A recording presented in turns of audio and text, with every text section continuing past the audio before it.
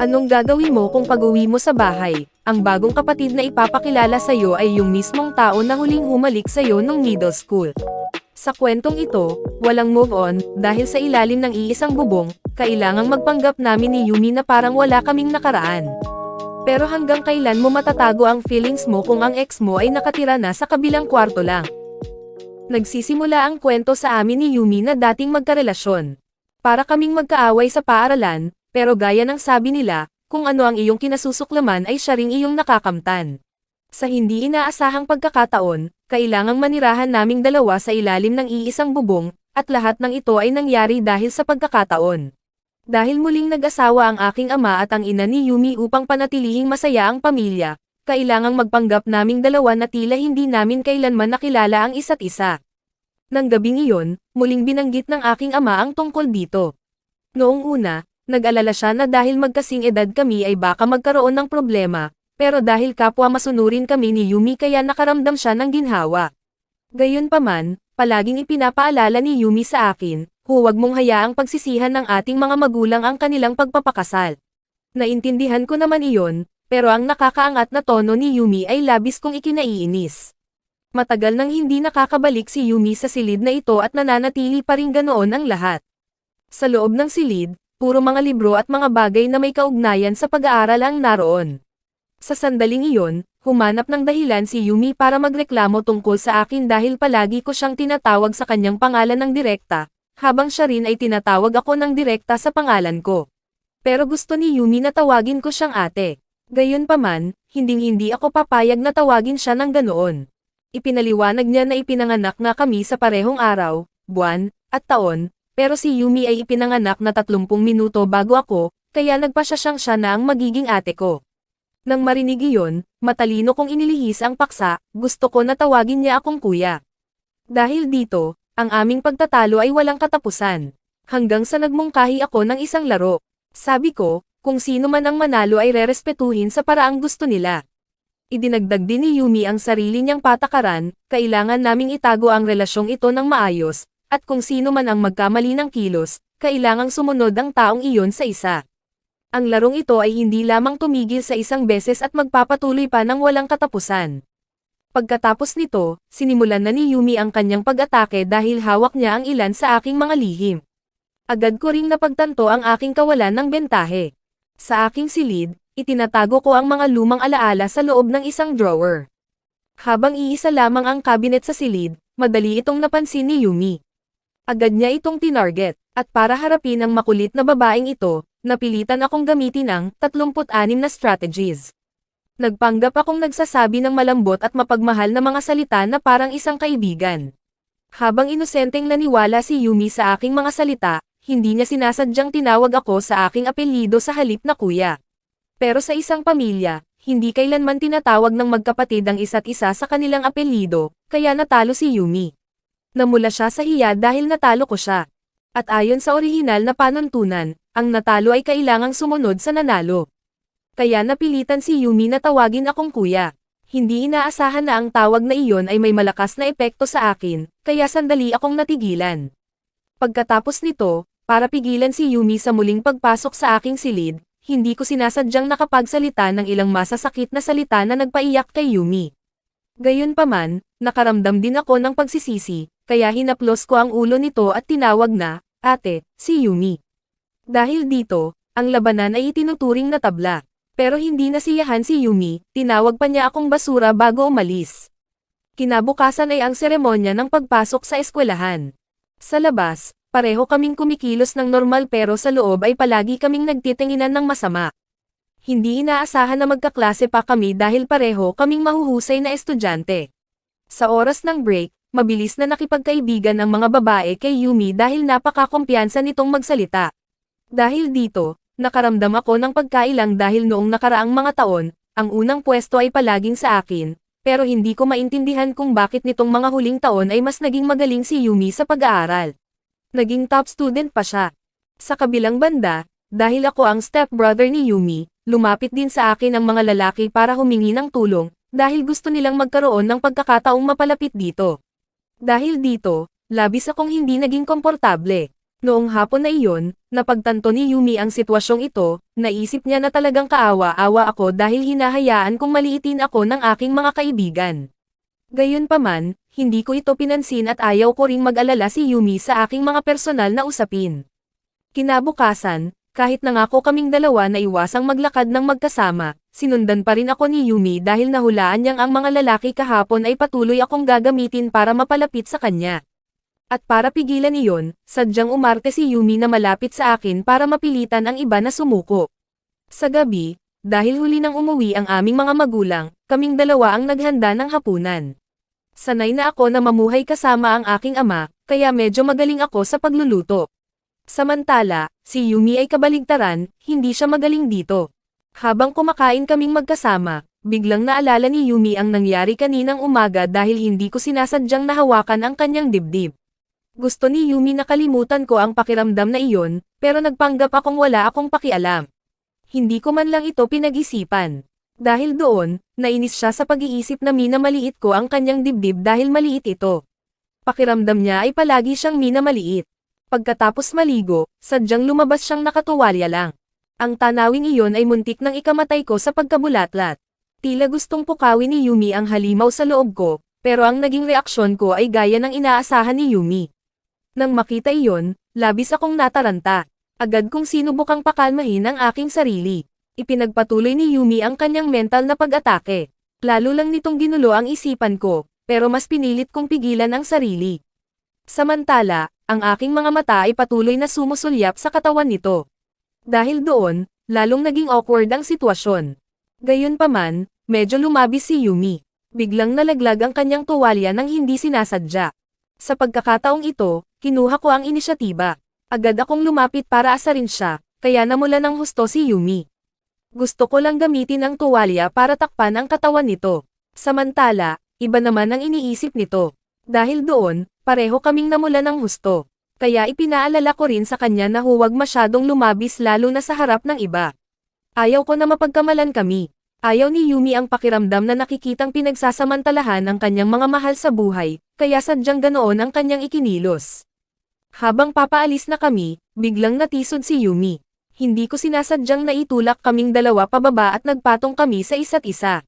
Sa romantikong sandaling iyon na parang kwento ni Adan at Eva, muntik na akong matukso sa kanyang ganda. Pero sa sandaling iyon, biglang dumating ang aming mga magulang. Nataranta si Yumi at nagtago sa sofa para hindi matuklasan, at makitid kaming nakatakas sa awkward na sitwasyong iyon. Makalipas ang ilang araw sa paaralan, may isang binata na lumitaw. Isa siyang bagong estudyante na gustong makilala ako. Ang binatang ito ay medyo direkta. Nakarinig na ako ng mga balita tungkol sa lalaking ito, kaya sabi ko, walang benepisyo ang makipagkaibigan sa akin kung gagamitin mo lang ako dahil malapit ako kay Yumi. Samantala, pabirong nagpakilala ang lalaki, bahagi ako ng third gender kaya gusto kong maging boyfriend ni Mizuto. Wala talaga siyang intensyong makipag-flirt kahit kanino at gusto lang makipagkaibigan sa akin. Bigla niya akong sinabihan na tumingin sa likuran ko at nakita ko si Yumi na namumula. Pakiramdam niya ay hindi ko hinahayaan na may lumapit sa kanya. Sa panahong ito, naging kaibigan ni Yumi ang isang kaklase na nagngangalang Akatsuki. Ang babaeng ito ay masayahin at palakaibigan, pero nagkataong mayroon siyang malaking dibdib, hindi gaya ng isang flat wall. Habang nakikita ni Akatsuki na hinahangaan ang sariling figura, hinikayat ni Akatsuki ang sarili na noong nakaraang taon ay katulad din siya ni Yumi. Inisip ni Akatsuki na ngayong taon lang siya nagbago at sa hinaharap, ang kanyang dibdib ay magiging kahanga-hanga rin. Sa physical fitness test, nag-alala si Yumi dahil ang kanyang malaking dibdib ay nagpahina sa kanyang athletic ability kumpara kay Akatsuki. Pero dahil dala niya ang titulong, honor student, determinadong hindi magpahuli si Yumi. Samantala, wala akong pakialam. Hindi ako masyadong nag-alala sa resulta. Habang ibinibigay ni Yumi ang lahat, pagkaraan ng ilang sandali ay napagod siya at bumagsak sa bakuran ng paaralan. Mabuti na lang at nasalo ko siya sa tamang oras. Pinayuhan ko si Yumi na huwag masyadong pilitin ang sarili dahil ilalagay lang nito sa panganib ang sariling katawan. Pagkatapos noon, hiniling ko kay Akatsuki na dalhin si Yumi sa infirmary. Doon, napagtanto ni Akatsuki na nanghina na ang katawan ni Yumi dahil madalas siyang nagpupuyat sa pag-aaral. Nakaramdam ng guilt si Akatsuki dahil hindi niya ito napansin agad, pero hindi siya sinisi ni Yumi. Inamin lang ni Yumi na mahina siya pagdating sa physical strength at mas naintindihan siya ni Akatsuki. Mula noon, mas naging malapit ang dalawang babae. Nagpasya pa silang tawagin ang isa't isa sa kanilang mga pangalan. Para silang tunay na magkaibigan. Habang para kay Akatsuki ay medyo madali lang ito, para kay Yumi, ang pagtawag sa pangalan ng isang tao ng matalik ay nagpapanumula sa kanya. Pakiramdam ni Yumi ay parang kaharap niya ang taong mahal niya. Kinabukasan, malubhang nagkasakit si Yumi at kailangang manatili sa bahay. Nang marinig ni Akatsuki ang balita, determinado siyang bisitahin si Yumi. Medyo malapit din si Kuray kay Akatsuki, pero nang makita niyang masyadong napapalapit ito sa akin, hinawakan niya ito sa damit at hinila palayo dahil ayaw niyang magkaroon ng karibal sa pag-ibig kahit matagal na silang magkaibigan. Para silang aso't pusa na laging nag-aaway. Samantala, nakatayo lang ako habang pinapanood ang dramang ito. Biglang lumingon si Akatsuki sa akin at humingi ng pahintulot na pumunta sa bahay ko para bisitahin si Yumi. Sa daan kasama ako, mausisang nagtanong si Akatsuki, bago kayo naging step-siblings, nag-date ba kayo? Siyempre, itinanggi ko ito. Nang dumating kami, nakita naming mahimbing na natutulog si Yumi. Pero nang magising siya at makita ako sa kanyang tabi, naalala niya ang mga sandali noong nakaraan nung kami ay nagmamahalan pa. Naalala ni Yumi na tuwing may sakit siya ay takot na takot siyang mag-isa, at sinisi niya ako dahil minsan ko siyang iniwan noong nakaraan.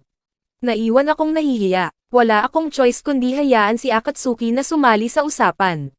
Matapos bumaba ang lagnat, mahina pa rin si Yumi. Nagkusa si Akatsuki na magluto ng lugaw para kay Yumi sa tulong ko kaya nagsimula kaming mag-usap. Sa pagkakataong ito, biglang tinanong ni Akatsuki sa akin, kung isang araw magkaroon ka ng girlfriend, ano ang mararamdaman mo sa harap ni Yumi? Hindi ko alam ang isasagot. Nanatili lang akong tahimik, kaya nahulaan ni Akatsuki na ako ay nagkaroon na ng girlfriend noon. Sa paraan ng aking pagsasalita at pagkilos, napagtanto ni Akatsuki na may kakaiba sa pagitan naming dalawa. Samantala, inamin ko na nagkaroon nga ako ng girlfriend pero naghiwalay na kami. At sa kasalukuyan, ayaw ko na muling buksan ang aking puso. Kaya nagluto kaming dalawa ng lugaw. Nang handa na ang lugaw, maingat pang pinakain ni Akatsuki si Yumi ng kutsara habang tahimik akong nanunood. Pagkaalis ni Akatsuki, bumalik ako sa silid para tingnan si Yumi.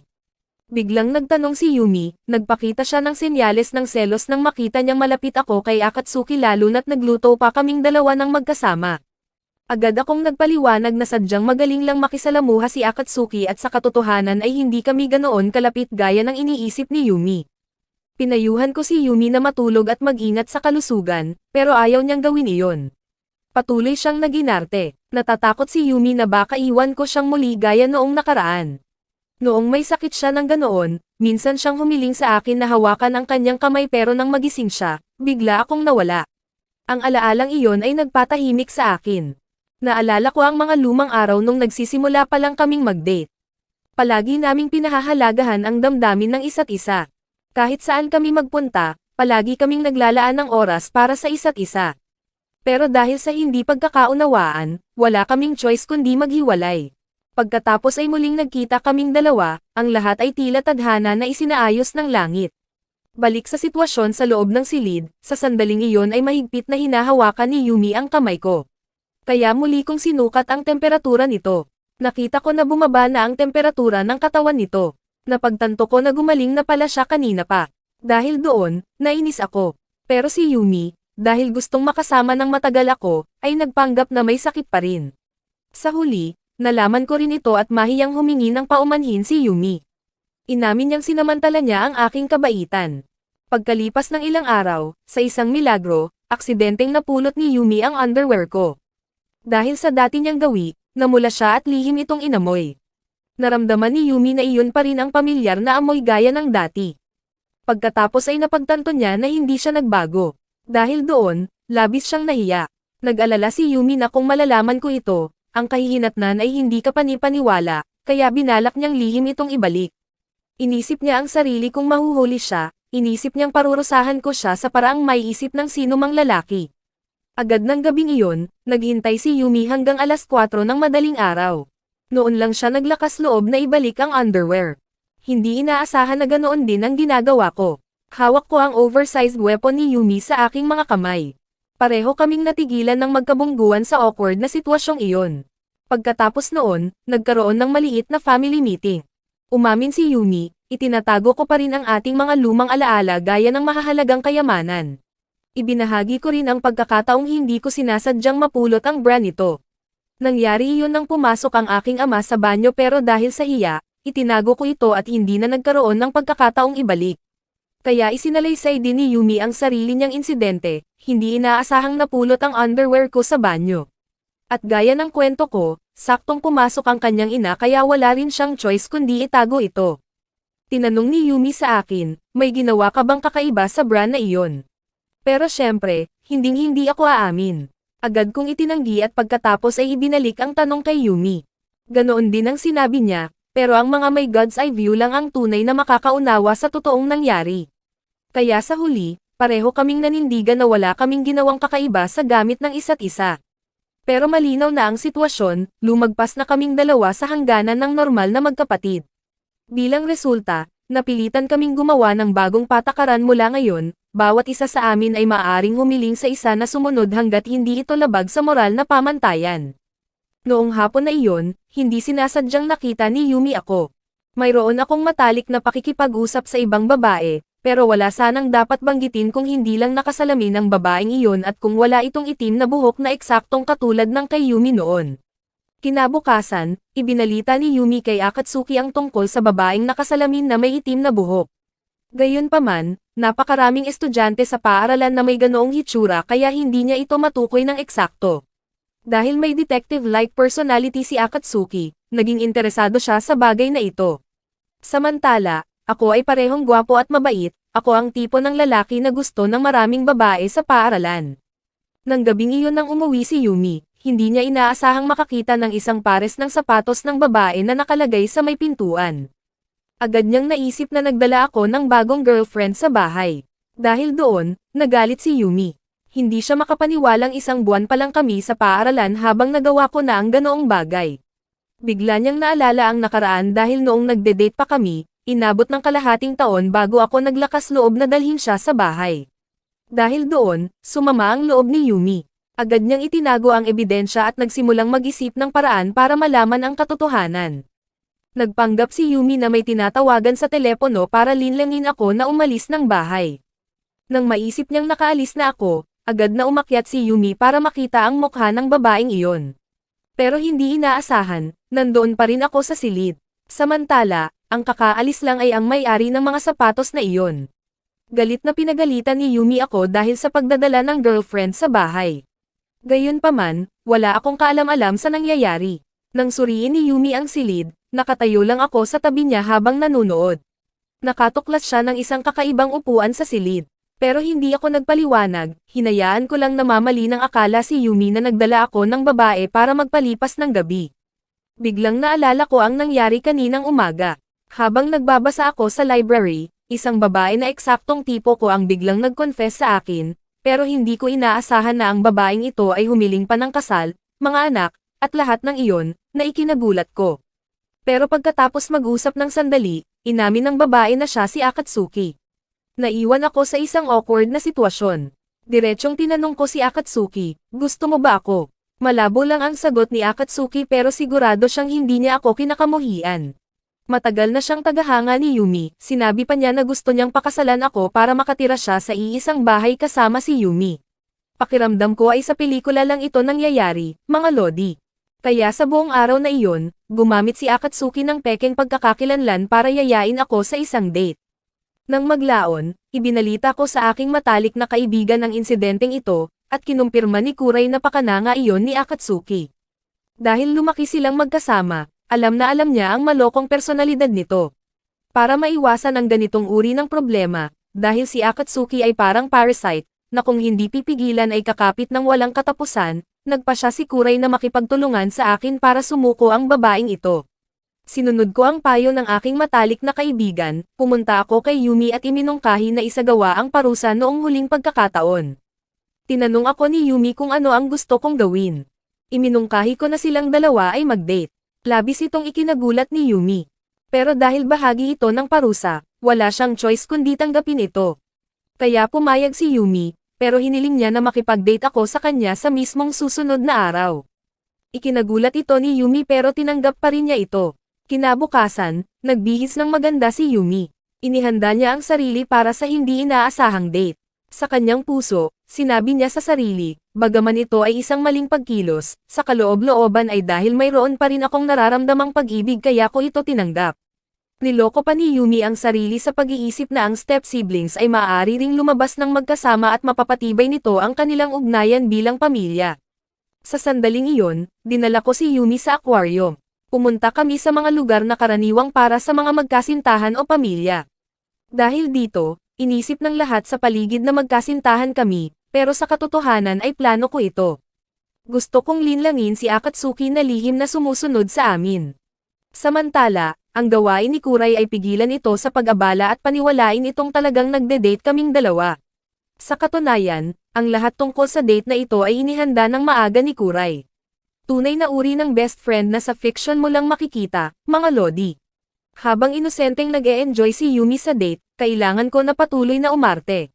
Pinuri ko si Yumi na cute, pagkatapos ay bigla ko siyang hinila palapit para lumikha ng romantikong kapaligiran. Sa sandaling iyon, labis na nataranta si Yumi. Naamoy pa niya ang pamilyar na amoy mula sa akin.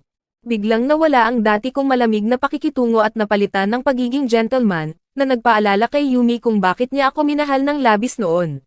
Pero pagkaraan ng ilang sandali sa date, naubusan na ako ng gimmick.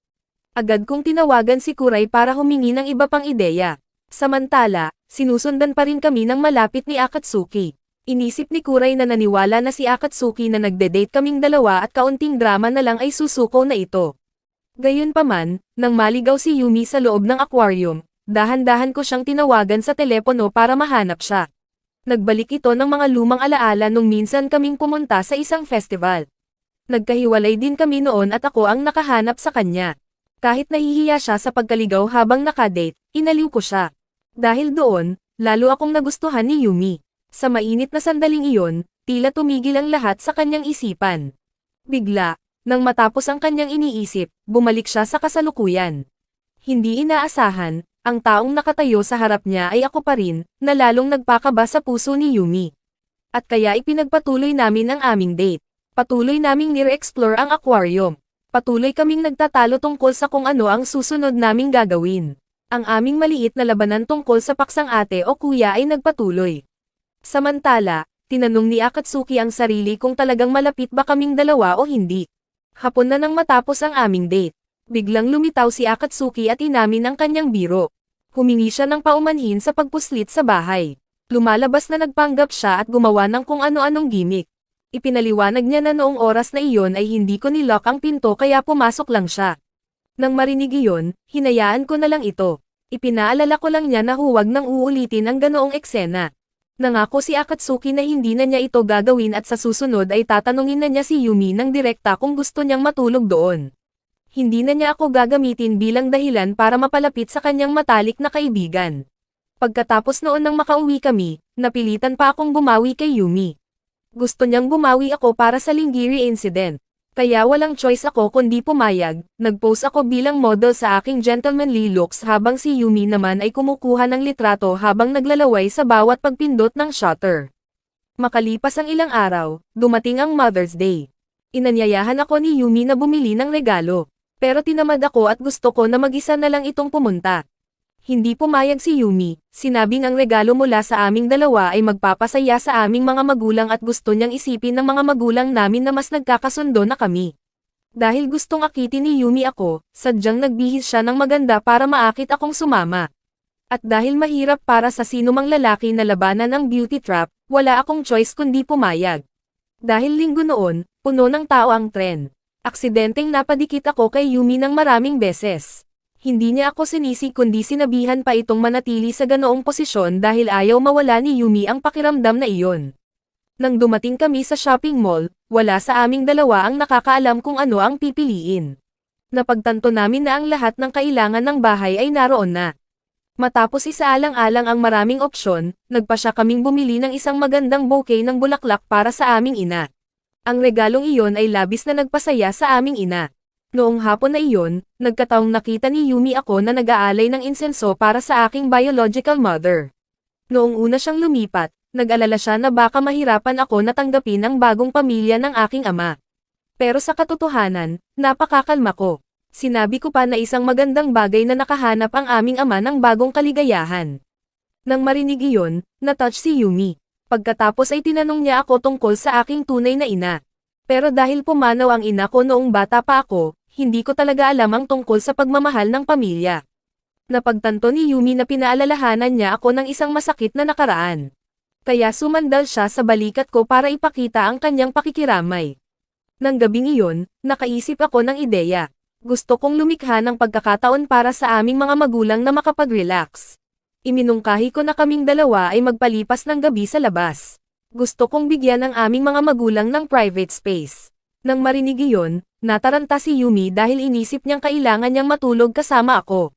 Samantala, inisip ko na matutulog si Yumi sa bahay ni Akatsuki dahil gustong-gusto naman ito ng kanyang matalik na kaibigan. Kinabukasan ng umaga, muling nagkita kami ni Yumi kasama ang aming mga malapit na kaibigan at pumayag silang patuloyin kami ni Yumi, dahil magkatabi lang ang kanilang mga bahay. Nang dumating sila, nagpasalamat si Akatsuki sa pagkakataon, sinabing dahil dito ay mas mapapalapit siya kay Yumi. Ang dalawang magkaibigang iyon ay talagang malapit pero madalas silang mag-away na parang aso't pusa. Pinagbawalan pa nila ang isa't isa na pumunta para mang-abala. Nalaman namin ni Yumi na magkaibigan na sila mula pa noong elementarya, lumaki silang magkasama. Madalas silang bumisita sa bahay ng isa't isa para maglaro, pero ang distansya sa pagitan nila ngayon ay kasing layo ng Earth at buwan, kahit na manipis na pader lang ang naghihiwalay sa kanilang mga bahay. Hindi ko naman binalak na makialam sa buhay ng iba, pero sadyang binanggit ito ng aking kaibigan. Ginaya pa niya ang boses ko. Malakas na idineklara ni Kuray na nakita ko na ang dibdib ni Yumi. Nang marinig iyon, galit na galit si Yumi na nasa tabi lang namin. Inisip niyang ibinunyag ko ang kanyang lihim, kaya iginapos ko si Kuray. Bigla akong nakakita ng isang lumang diary. Sa loob nito ay nakasulat na ang pangarap ni Kuray noon ay maging isang police officer at pagkatapos ay pakasalan si Akatsuki at protektahan ito habang buhay. Nang marinig iyon, agad na namula si Akatsuki sa hiya habang gustong burahin ng lalaki ang bahaging iyon agad. Sa pamamagitan nito, napagtanto namin ni Yumi na ang dalawa naming matalik na kaibigan ay talagang may malalim na koneksyon. Pagsapit ng gabi, muling nagkita ang buong grupo sa isang restaurant at para asarin si Yumi, nagpanggap si Akatsuki na hihilingin sa akin na turuan siya ng grammar. Agad akong tumanggi at ipinasa ko ang responsibilidad kay Yumi dahil napakagaling ni Yumi sa grammar. Nang gabing iyon, kailangang turuan ko si Akatsuki dahil mas mahina ito sa pag-aaral kumpara sa aming dalawa ni Yumi. Gabi na nang hindi sinasadyang magkita kami ni Yumi habang nakatitig sa buwan. Ang eksenang iyon ay nagpaalala sa amin ng nakaraan nung magkasama pa kami. Inisip ni Yumi na kung magpapatuloy kaming ganito, ang aming mga dating nararamdaman ay maaaring bumalik. Pero naniwala ako na hanggat magkasama ang aking ama at ang ina ni Yumi, hindi na namin maaaring mahalin ang isa't isa gaya ng dati. Pagkalipas ng ilang oras, pumasok na kami sa mahalagang exam period. Kilala si Yumi bilang pinakamagaling na estudyante sa kanyang baitang. Kailangan niyang magtrabaho ng 10 beses na mas higit para mapanatili ang imahe ng pagiging top student at ito rin ang kanyang pinakamalaking source of pride hanggang ngayon. Naalala ni Yumi ang araw na lumipat ako ng paaralan noong taong iyon. Mula nang lumitaw ako, nagkaroon si Yumi ng karibal na hindi niya kailanman malalampasan. Sa final exams, nagalit si Yumi dahil nahigitan ko siya. Nakalimutan niyang kumain at matulog para lang mag-aral. Determinado si Yumi na mabawi ang number 1 position. Pero nang i-announce ang resulta, si Yumi ang nag-rank first. Napakasaya niya pero nakaramdam din siya ng pagkadismaya dahil wala akong pakialam. Nang maglaon, habang mas nagkakausap kami, napagtanto niya na talagang binibigyang pansin ko siya. Balik sa kasalukuyan, nananatili akong kalmado tungkol sa mga pagsusulit. Habang si Yumi ay sabik na makipagkompetensya, gusto niyang patunayan kung sino ang tunay na top student. Pumayag ako dahil gusto kong makita kung anong mukha ang gagawin ni Yumi kapag nalampasan ito. Hindi magaling makipag-usap si Yumi kaya kakaunti lang ang kanyang mga kaibigan. Inisip ni Yumi, kung mapapanatili niya ang top position, mas bibigyang pansin siya ng mga tao at magkakaroon siya ng mas maraming kaibigan. Kaya hindi niya maaaring hayaan ang sarili niyang sumuko. Sa panahon ng exam, kinalkula na ni Yumi ang kanyang score, pero mausisa pa rin siya sa score ko. Kaya lihim siyang pumunta para suriin ito. Sa sandaling iyon, may natuklasan siya, napakapabaya ko sa pagsusulit. Marami pa akong iniwang mahahalagang tanong na walang sagot. Dahil dito, nagkaroon kami ng malaking pagtatalo. Dahil dito, nag-alala ang kanyang ina at kailangang mamagitan para patigilin kami. Pero sa gitna ng away, wala sa amin ang gustong sumuko. Sabi ko, huhubarin ko ang tinatawag mong perfect student facade. Nang i-announce ang resulta, napakakumpiyansa ni Yumi. Gayunpaman, nagulat siya nang mapagtantong ako ang nakakuha ng unang pwesto habang siya naman ay pumangalawa lang. Kahit nawalan ako ng puntos sa nakaraang test, dahil sa aking tunay na kakayahan, nakagawa pa rin ako ng isang nakamamanghang comeback. Dahil dito, nanlumo si Yumi. Inisip niya na wala nang papansin sa kanya. Pero inaliw siya ni Akatsuki, sinabing pinapahalagahan niya si Yumi hindi dahil sa kanyang grades kundi dahil si Yumi ay likas na isang napakabait na babae. Pagkatapos noon, binalak ni Yumi na hamunin ako. Gusto niyang ipagpatuloy ang aming labanan sa final exam ng taon. Sa pagkakataon, muli niyang nakita ako. May kausap akong matalik na ibang babae. Ang babaeng iyon ay si Isana. Kilala siya sa kanyang magandang hitsura at si Isana ay may napakakitang-kitang dibdib. Kasabay nito, pareho kaming delibangan ni Isana na pagbabasa ng mga detective novels. Dahil dito, mabilis kaming naging malapit. Si Isana ay may inosenteng personalidad, hindi niya pinagbubukod ang mga hangganan sa pagitan ng mga lalaki at babae. Dahil dito, maraming beses na nakaramdam ako ng pagkailang, pero naging masaya rin ako lalo na nang marinig itong tawagin ang aking pangalan ng buong pagsinta. Dahil dito, halatang hindi naging komportable si Yumi. Samantala, medyo natuwa naman si Akatsuki. Agad siyang lumapit para makipagkilala. Kinabukasan, kakaiba ang ikinikilos ni Yumi. Dahil dito, hindi ko maintindihan kung bakit. Sinabi ko kay Isana ang sitwasyon. Pinayuhan ako ng inosenteng babae na tanungin ng direkta si Yumi para sa kalinawan. Noong hapon na iyon, nagpa siya ako na pumasok sa silid ni Yumi para makipag-usap. Noong una, nagkunwaring kumpiyansa si Yumi, pero pagkatapos ay inasar ko siya, kaya nalagay siya sa dihado. Sa huli, kailangang aminin ni Yumi na nagselos siya kay Isana. Napangiti ako dahil alam ko na ang personalidad ni Yumi mula pa nung kami ay nagmamahalan pa. Makalipas ang ilang araw, biglang nakatanggap si Isana ng isang nagbabantang sulat. Hiniling ng sumulat na pumunta siya sa isang lihim na lokasyon kung hindi ay mabubunyag ang kanyang lihim. Dahil wala nang ibang choice, napilitang pumunta doon si Isana. Natuklasan niya na ang mga may sala ay sina Yumi at Akatsuki pala. Sa katunayan, gusto lang ng dalawa na mapalapit kay Isana dahil silang tatlo ay konektado sa akin. Direkta silang nagtanong, Isana, gusto mo ba si Mizuto? Inosenteng sumagot si Isana na gusto niya ako. Kailangang ipaliwanag ni Yumi na ang gusto rito ay nangangahulugang pag-ibig, hindi lang basta gusto. Matatag na sinabi ni Isana na hindi niya ako mahal, pero para patunayan ang kabaligtaran, ipinakita ni Yumi kay Isana ang isang video ko habang natutulog ako. Matapos manood ng sandali, biglang namula ang mukha ni Isana sa hiya. Agad na nagpa siya si Akatsuki, iyon ay eksaktong senyales ng pag-ibig. Gusto pa ni Akatsuki na tulungang paglapitin kaming dalawa. Dahil dito, parehong nagulat sina Yumi at Isana. Noong una, wala namang intensyong tumulong si Yumi. Pero nang makita niyang si Isana ay katulad ng kanyang dating sarili, dahil minsan din niyang lihim na minahal ako, lumambot ang puso ni Yumi at nangakong tutulungan si Isana na mapalapit sa akin. Kinabukasan, sinimulan na ng tatlong babae ang kanilang plano. Sinubukan nilang alamin ang nararamdaman ko, habang sinusubukan ni Isana na umarteng cute para makuha ang atensyon ko. Pinanood nila Yumi at Akatsuki mula sa malayo, lihim silang nag-record para obserbahan ang reaksyon ko. Gayunpaman, hindi ako nagpakita ng kahit katiting na pagkaantig. Seryoso ko pang pinaalalahanan si Isana, dapat kang mag-ingat o baka magkaroon ka ng wardrobe malfunction. Nagulat sina Yumi at Akatsuki dahil kakaunti lang ang mga lalaki na magsasabi ng ganoong bagay ng direkta. Sa kabilang banda, inisip ni Isana, hindi ako nakikita ni Mizuto bilang isang babae. Tinatrato niya lang ako bilang isang comrade. Nagpa siya si Akatsuki na gamitin ang pinakamalakas na sandata ni Isana para atakihin agad ako. Sinunod ni Isana ang ideya, idiniin niya ang kanyang malaking dibdib sa akin. Gayunpaman, nanatili akong walang kibo. Diretsyong sinabi ko, nakadiin ang dibdib mo sa akin. Ang pahayag na iyon ay nag-iwan sa tatlong babae na labis na nagulat. Hindi sumusuko, muling sumubok si Isana. Sa pagkakataong ito, niyakap niya ako mula sa likod pero zero pa rin ang resulta. Para sa susunod na plano, binistihan ni na Yumi at Akatsuki si Isana ng maganda. Gayunpaman, nanatili pa rin akong lumalayo, iniiwasan ko ang anumang physical contact, pero nang itulak na ako ng husto, hinawakan ko pa ang ulo ni Isana. Kumilos ako na parang isang malapit na kaibigang lalaki. Medyo nadismaya si Isana na ganoon ang trato sa kanya, pero naging masaya rin siya nang dahan-dahan kong haplisin ang kanyang buhok. Kinabukasan, pinilit ni na Yumi at Akatsuki si Isana na mag-confess. Naniniwala sila na sa ganitong antas ng pagiging malapit, ang pagkakataon ng tagumpay ay magiging napakataas. Maingat din nilang inihanda si Isana sa mental na aspeto. Pagkatapos ay nagayos sila ng isang pagkikita sa akin noong hapon na iyon.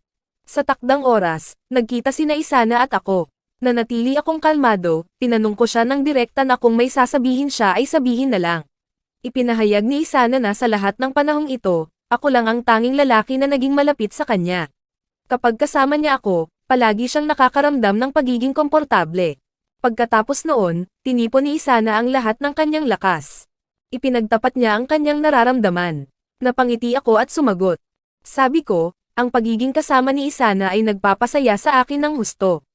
Hanggang ngayon, naramdaman ko na wala pang nakapares sa akin ng ganoon kagaling gaya nito. Samantala, kung magde-date kaming dalawa, tiyak na mas magiging compatible kami.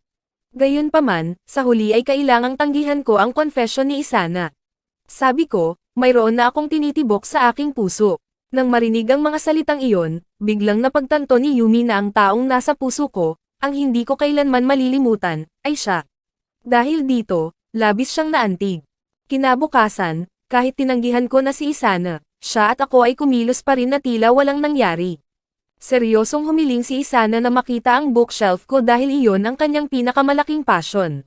Pumayag ako pero nag-alala ako, ang isang babaeng pumapasok sa silid ng isang lalaki ay madaling magdulot ng hindi pagkakaunawaan. Gayunpaman, nanatiling carefree si Isana. Hindi siya masyadong nag-isip tungkol dito at ang inosenteng iyon ang naging dahilan kung bakit hindi ako naging komportable. Pagsapit ng weekend, para paghandaan ang pagbisita sa silid ko, hiniling ni Isana kina Yumi at Akatsuki na tulungan siyang ayusin ang kanyang hitsura. Karaniwang libro lang ang pinapahalagahan ni Isana kaya hindi niya pinapansin ang pananamit. Diretsong nagkomento si Akatsuki, masyadong plain ang outfit ni Isana. Kaya nagpa siya silang suportahan siya sa pinansyal na aspeto para makasubok siya ng mas angkop na mga damit. Nang sumubok sila ng mga outfit, kahit pumili si Isana ng mga simpleng estilo, dahil sa kanyang kapansin-pansing figura, napakaganda pa rin niyang tingnan. Maging si Yumi, na karaniwang may kumpiyansa sa sariling dibdib, ay nagulat nang makitang mas higit pa pala si Isana. Sa kabila nito, hindi pa rin naging komportable si Isana at ayaw niyang suotin ang mga outfit na iyon. Kaya iminungkahi ni Akatsuki ang pagpili ng estilong katulad ng kay Yumi para magkaroon ng balanse. Sa huli, nagpa siya si Isana na baguhin ang kanyang hitsura para hindi ito maging katulad ng sa kanyang mga kaibigan. Kinabukasan, gaya ng ipinangako, pumunta si Isana sa bahay ko. Nagulat ang aking mga magulang nang makitang nagdala ang kanilang anak ng isang babae sa bahay. Inisip pa nilang girlfriend ko siya at naniwalang oras na lang bago sila magkaroon ng mga apo. Nasiyahan si Isana nang makita ang silid ko na puno ng mga libro. Nandoon din si Yumi, gamit ang dahilan ng pagbabantay dahil natatakot siyang baka may gawin akong hindi maganda sa kanyang kaibigan. Habang nandoon, maingat na humiga si Isana para magbasa ng mga libro, pero ang aksyong ito ang naging dahilan para mawala sa sarili si Yumi. Tinanong niya kung natatakot ba siya, pero matatag na sumagot si Isana na hindi siya nag-aalala dahil nagtitiwala siyang wala akong gagawin lalo na pagkatapos ko siyang tanggihan. Nang mag-confess siya, lalo siyang nakaramdam ng kaligtasan. Nang makita ang labis na pagiging malapit naming dalawa ni Isana, hindi na nakapagpigil si Yumi at napalakas ang kanyang boses. Pero kaming dalawa ay patuloy pa rin kumikilos ng komportable gaya ng dati. Napansin pa ni Yumi na madalas ko tulungan si Isana na isuot ang kanyang mga medyas, dahil sadyang nahihirapan itong yumo ko dahil sa kanyang malaking dibdib. Nang tanungin ni Yumi kung gusto pa rin ni Isana ako, sumagot ito na gusto pa rin niya. Sabi niya, bukod sa akin ay wala na siyang ibang malapit na kaibigan. Kung isang araw ay magkaroon ako ng girlfriend, tiyak na malulungkot siya ng husto. Nang marinig iyon, napagtanto ni Yumi na gusto niyang maging malapit na kaibigan ni Isana para hindi na ito matakot na mapag-isa. Pagkatapos noon, ginamit ni Yumi ang dahilan ng pagpunta sa banyo at niloko niya ako na isuot ang mga medyas sa kanya. Pero nang maramdaman niya ang haplos ko sa kanyang paa, hindi sinasadyang nakapagsalita si Yumi ng isang maliit na sigaw. Sa mismong sandaling iyon, nakatanggap kami ng balita na nasa problema si Isana. Inisip ng aking mga magulang na si Isana ang kanilang magiging manugang, kaya patuloy silang nagtanong ng maraming personal na bagay na nagpahiya dito. Ang kwento ay lumipat sa nakaraan. Noong unang pagkakataon na nagde-date kaming dalawa ni Yumi, minsan ko nang inanyayahan si Yumi sa aking bahay. Nakatapak siya sa silid ng isang lalaki na nagpakaba kay Yumi ng husto, pero puno ng mga libro ang silid. Naupo kaming dalawa sa kama para magbasa. Inisip ni Yumi na hahalikan ko siya o may gagawin, pero sa huli ay walang nangyari. Nagbasa lang kaming dalawa ng mga libro hanggang gabi, na nag-iwan kay Yumi ng kaunting pagkadismaya. Samantala, nadidismaya rin ako dahil inihanda ko na ang aking sarili ng husto, pero hindi pa rin naglakas loob si Yumi na ituloy ang mga bagay-bagay. Nang magsimula ang bagong school year, hindi na magkaklase si Yumi at ako. Si Yumi na nahihirapang makipag-usap ay madalas humingi ng comfort sa akin. Pagkalipas ng ilang araw, masaya niyang ibinalita, nakagawa na ako ng bagong kaibigan. Marahil ay dahil sa pakikipag-date sa akin kaya nagawa niyang mapabuti ang kanyang communication skills. Pero nang magkaroon na siya ng mga kaibigan, wala na siyang oras para sa akin, na naging dahilan para maramdaman ko na napapabayaan ako. Unti-unting nakaramdam ako ng selos. Napansin din ito ni Yumi. Kaya isang araw, tinanggihan niya ang kanyang mga kaibigan at nakipag-hangout sa akin.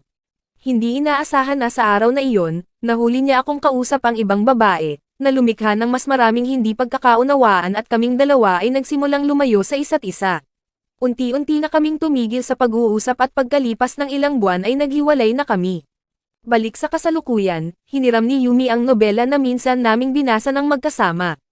Inasar ko siya, sinasabing, noon nung pumasok si Yumi sa silid ko, siguro puro malalaswang bagay lang ang iniisip mo. Ang pahayag na iyon ay nagpapanumula kay Yumi sa hiya. Makalipas ang ilang araw, isang bagyo ang humagupit. Ang aming mga magulang ay hindi makauwi. Si Yumi na palaging takot sa ipis ay nakakita ng isang dambuhala sa silid sa sandaling iyon. Dahil wala nang ibang choice, kailangan niyang tumakbo sa silid ko para humingi ng tulong.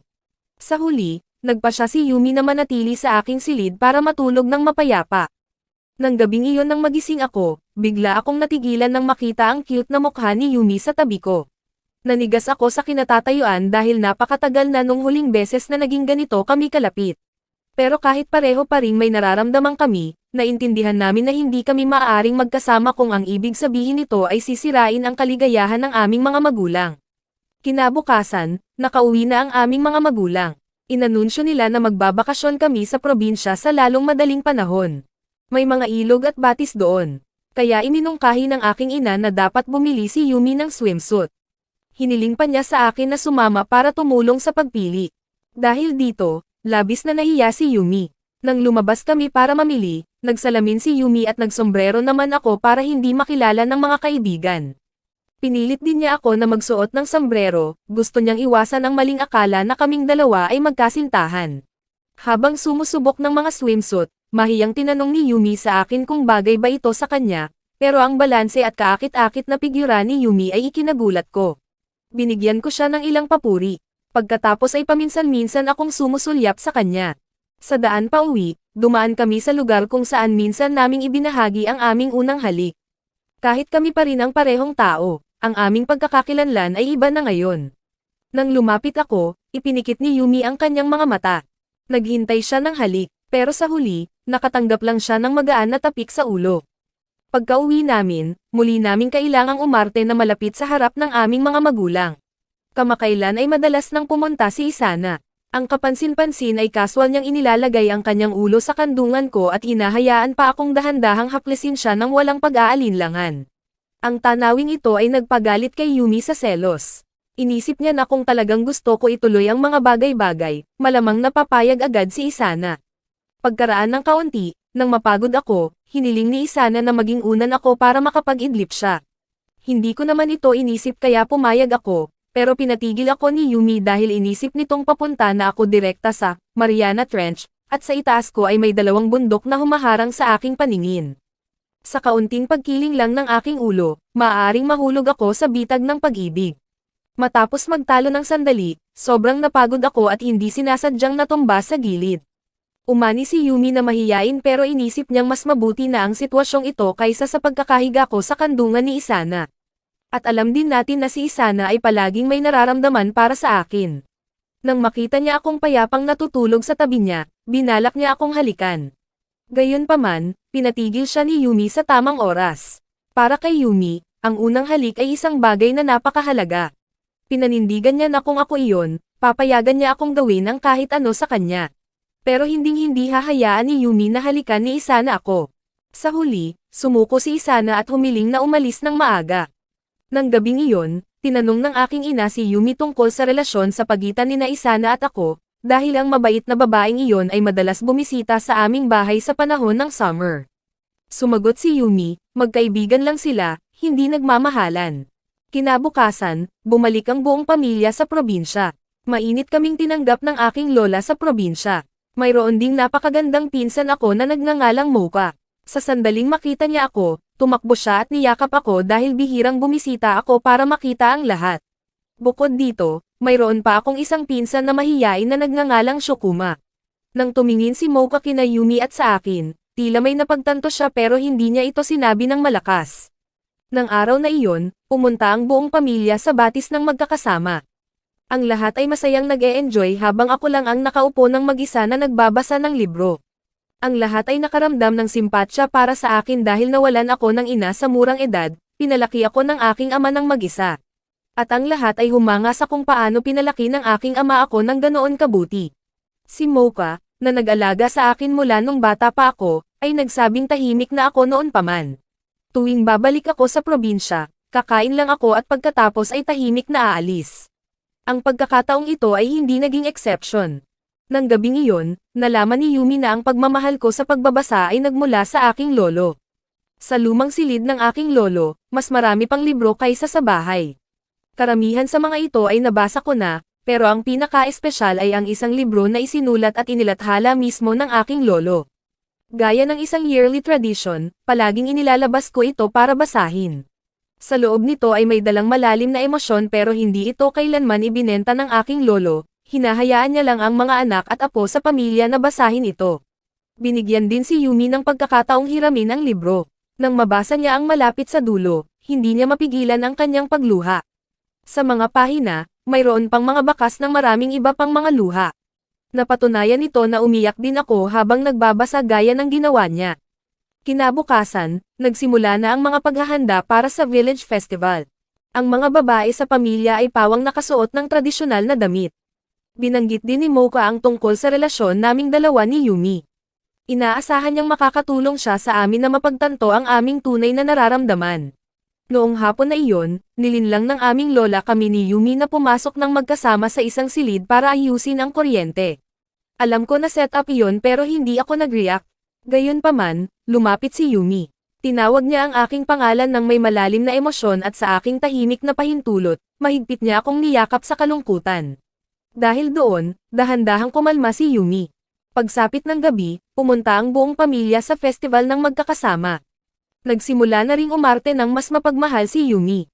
Hindi na siya nahihiyang hawakan ang aking kamay sa harap ng karamihan. Binigyan kami ng aming lola ng kaunting pera para masiyahan kami sa festival ng Malaya.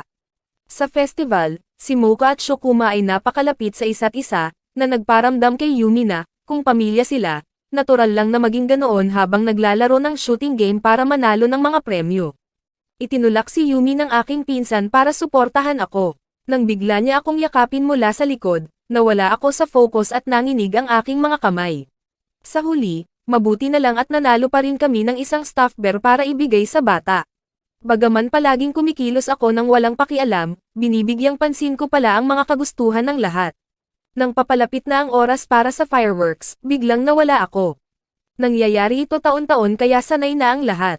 Pero iba si Yumi. Gusto niyang panoorin ang fireworks kasama ako kaya tumakbo siya para hanapin ako. Samantala, nakaupo ako ng mag-isa na nag-iisip tungkol sa aking buhay nang walang pag-aalaga ng kamay ng isang ina. Nagawa ko pa ring mabuhay ng mabuti at ang dahilan kung bakit ko iniiwasan ang aking mga kamag-anak ay dahil masyadong nag-aalala ang lahat para sa akin na nagpadama sa akin ng awa. Sa huli, nahanap ni Yumi ako. Naalala niya na ang aming kauna-unahang date ay nangyari din sa panahon ng isang festival. Noon pa man, sa pagdinig lang ng tunog ng fireworks sa telepono, nahulaan na ni Yumi kung nasaan nakaupo ako. Pareho naming malinaw na naalala ang aming unang halik. Pinanindagan ni Yumi na sa pagtingin lang sa password sa kanyang telepono, alam niyang iyon ang petsa ng aming halik at sigurado siyang mahal pa rin niya ako. Nang magliwanag ang buong langit dahil sa fireworks, bumuhos ang emosyon ni Yumi. Naglabas siya ng mga luha. Pagkatapos ay kinuha niya ang inisyatiba na bigyan ako ng isang matamis na halik. Muli, gusto niyang lupigin ang malamig kong puso. Gusto ni Yumi na mamuhay ng masaya kasama ako, binabaliwala ang lahat ng hadlang sa pamilya. Makalipas ang ilang araw nang malaman ni Mocha na nagtagumpay si Yumi sa pag-ibig, binati niya ito. Nang kailangang bumalik ng pamilya sa lungsod, ang lahat ay nalungkot. Walang nakakaalam kung saan hahantong ang pag-ibig sa pagitan namin ni Yumi, pero umaasa ang lahat na magkakasama kami. Maraming salamat sa panonood, sana nag-enjoy ka sa anime na ito. Mag-subscribe at pindutin ang notification bell upang updated ka lagi sa mga bagong video na may upload namin, at para makatutok sa higit pang Tagalog anime recap, magkita tayo sa susunod.